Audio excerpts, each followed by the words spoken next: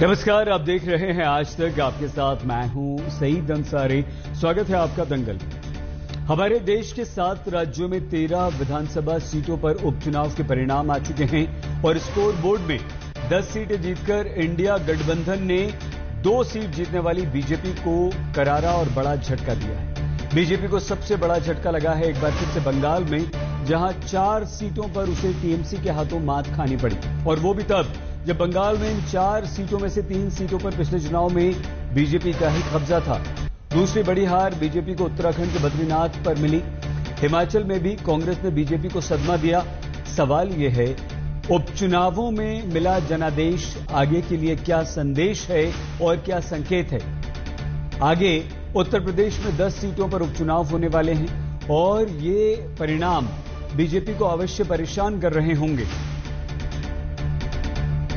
इन results ने राजनीतिक बयानबाजी की नई धारा को भी छेड़ दिया है, जहां हर कोई इसे अपने अपने तराजू में तौल रहा है। तो आज दंगल में बहस और चर्चा उपचुनाव में मिले जनादेश को, लेकिन पहले हमारी ये विशेष रिपोर्ट।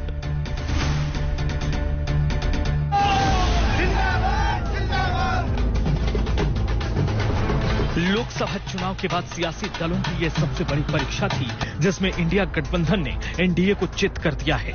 7 राज्यों की 13 विधानसभा सीटों पर हुए उपचुनाव के नतीजों ने इंडिया गठबंधन को खुशी मनाने का बड़ा मौका दे दिया है। बंगाल में टीएमसी ने सभी 4 सीटें जीतकर जलवा बिखेरा है, तो उत्तराखंड की दोनों सीटें कांग्रेस के खाते में आई।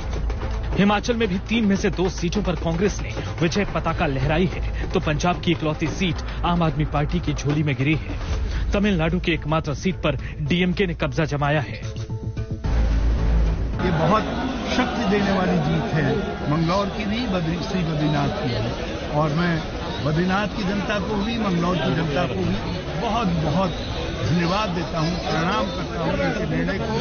और मंगलौर के लोगों ने सारी फटकार, सारे डंडे, शक्ति बल, पशु बल, पुलिस बल, सबको नकारते हुए, धन बल, बंदूक बल, सब चीजों को नकारते हुए भी कांग्रेस को विजयी बनाया। जो 11 दिसंबर 2022 को सरकार बनी थी, उस समय 40 सीटें थी। वो 40 की 40 सीटें अभी कांग्रेस के पक्ष में आई है, और मैं दावे के साथ कह सकता हूं ये जनता की जीत है। उपचुनाव के स्कोर कार्ड की बात करें तो 13 में से इंडिया गठबंधन के खाते में 10 सीट, एनडीए के पक्ष में 2 सीट और अन्य की झोली में 1 सीट गई है। बीजेपी का प्रदर्शन खराब रहा है और पार्टी के लिए चिंताजनक है। सिर्फ 2 सीटों पर जीत मिली। सबसे बड़ा झटका बंगाल में लगा, जहां सभी 4 सीटों पर उसे हार, जबकि हिंदी पट्टी यानी उत्तराखंड की दोनों सीटों पर फजीहत झेलनी पड़ी है। बोलता हूं कि टीएमसी सबसे ज्यादा ये जितने सारे क्या कहते हैं, ये जो नेगेटिव काम जो है इनके द्वारा ही होता है। इनका एक ट्रेडिशन बन गया है, बिना मतलब फाइटिंग के कुछ नहीं आते हैं, और फाइटिंग वो हो कि रास्ते में सबको मारो।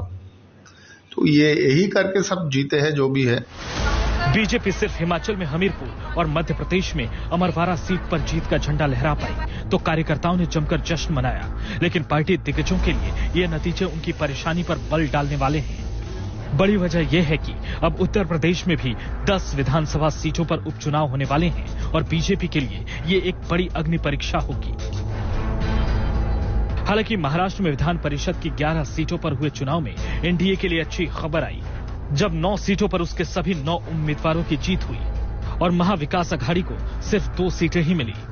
महाराष्ट्र में इसी साल होने वाले विधानसभा चुनाव से पहले महायुति के लिए ये शुभ संकेत है।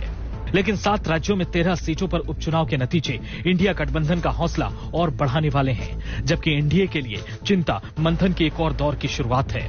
आज तक ब्यूरो।